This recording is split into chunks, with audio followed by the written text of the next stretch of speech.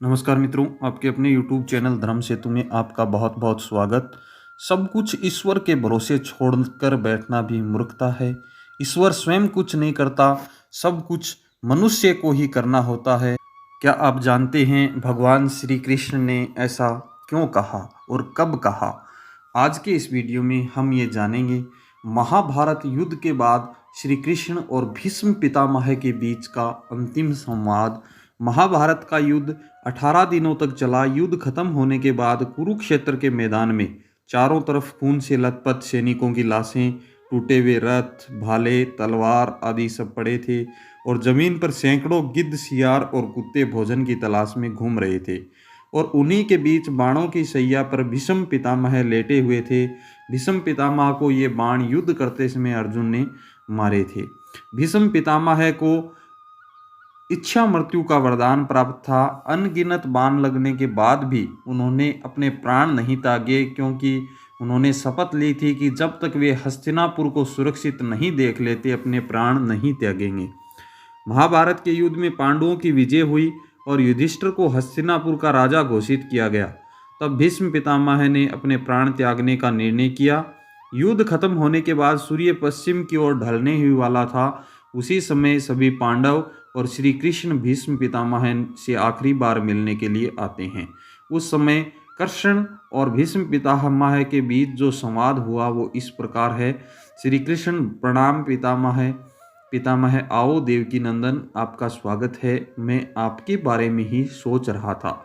श्री कृष्ण: पितामह, अब तो मैं आपसे यह भी नहीं पूछ सकता कि आप कैसे हैं। पितामह: थोड़ी देर चुप रहने के बाद पुत्र युधिष्ठिर का राज्याभिषेक करा दिया केशव।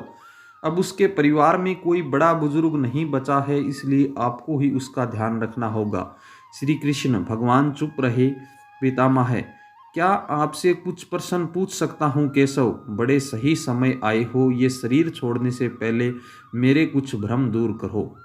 श्री कृष्ण: कहिए ना पितामह। पितामह: एक बात बताओ कृष्ण, आप ईश्वर हो ना? श्री कृष्ण: नहीं पितामह, मैं तो आपका पुत्र हूँ। पितामह हंसने लगे, बोले, अब तो ठगना छोड़ दो कन्हैया। जाने से पहले मैं ये जानना चाहता हूँ कि इस युद्ध में जो हुआ वो क्या ठीक हुआ?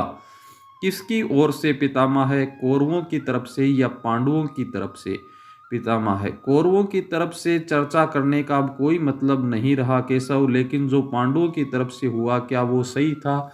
जैसे आचार्य द्रोण का वध, दुर्योधन की जंघा के नीचे प्रहार, दुशासन का छाती चीर देना, निहत्तेकरण का वध करना। श्री कृष्ण: इसका उत्तर मैं कैसे दे सकता हूँ पितामह? मैंने ऐसा कुछ नहीं किया। ये जिसने किया है उसी को इसका उत्तर देना चाहिए।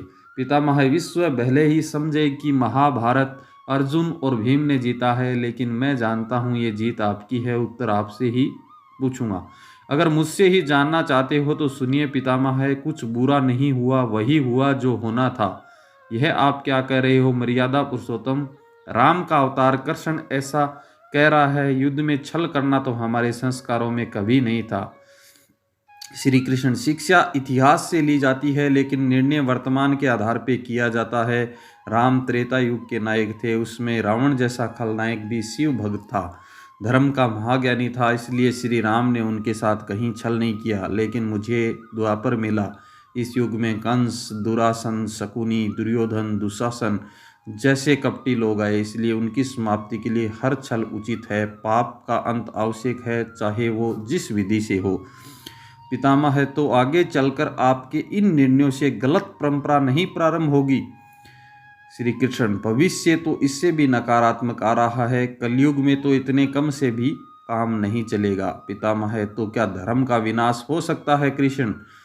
सब कुछ ईश्वर के भरोसे छोड़कर बैठना भी मूर्खता है। ईश्वर स्वयं कुछ नहीं कर सकता, सब कुछ मनुष्य को ही करना होता है। आप मुझे ईश्वर कहते हैं ना पितामह, तो बताइए मैंने इस युद्ध में कुछ किया क्या? सब पांडवों को ही करना पड़ा, यही प्रकृति का नियम है। श्री कृष्ण के जवाबों से भीष्म पितामह अब संतुष्ट दिखाई दे रहे थे। उनकी आंखें धीरे धीरे बंद हो रही थी। सूरज अब ढल चुका था। वीडियो अच्छा लगा तो लाइक शेयर सब्सक्राइब जरूर कीजिएगा। आभार, अभिनंदन।